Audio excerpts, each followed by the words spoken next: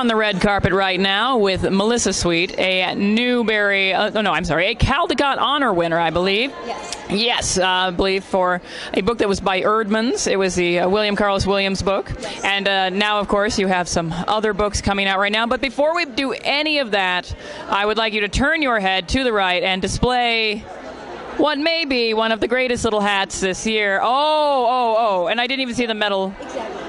That's fantastic. Can you tell me a bit about your hat? My hat is very Calder-esque inspired, and when I thought about recreating the book, this is my favorite poem in the book, so it was a shoo-in.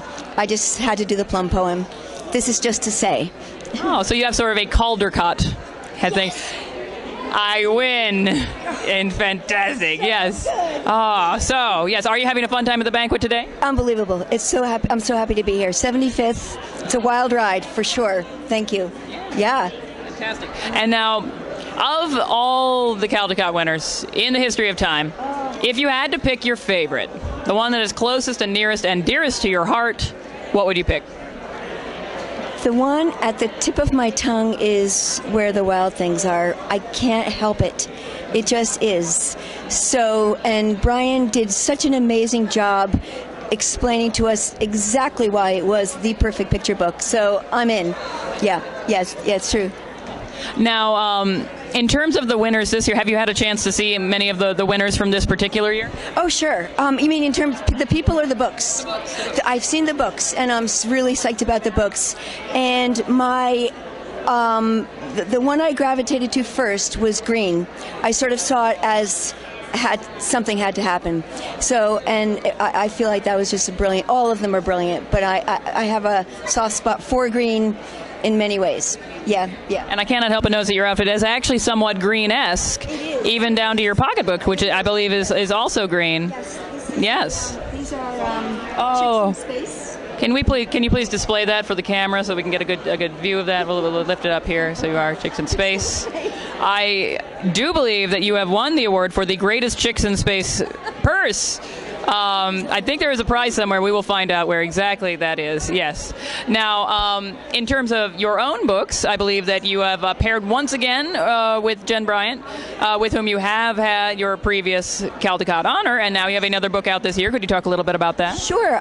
Jen and I have a book out titled A Splash of Red, The Life and Art of Horace Pippin.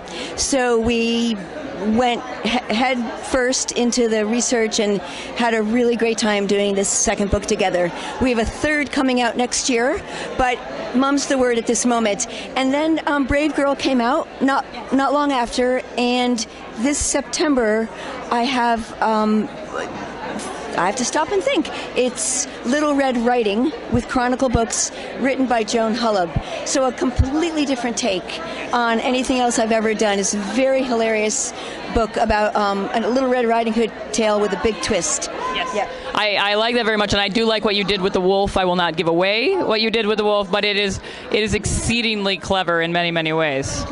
Now, I have to ask you, if you, the winner of the Caldecott Award this year was, This Is Not My Hat.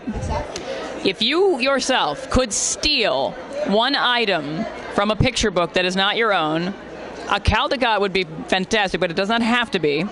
What would you steal? This is a very tough question, so feel free to give yourself. Like an object, or not an award? No, an object. Say, be it Peter's hat in A Snowy Day, be it, I don't know, the owl in Owl Moon.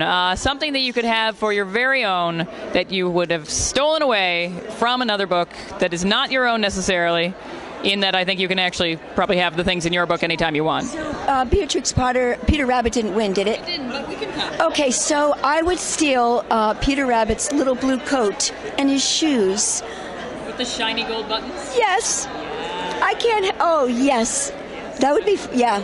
So if we ever have another dress-up contest, maybe I can do it again.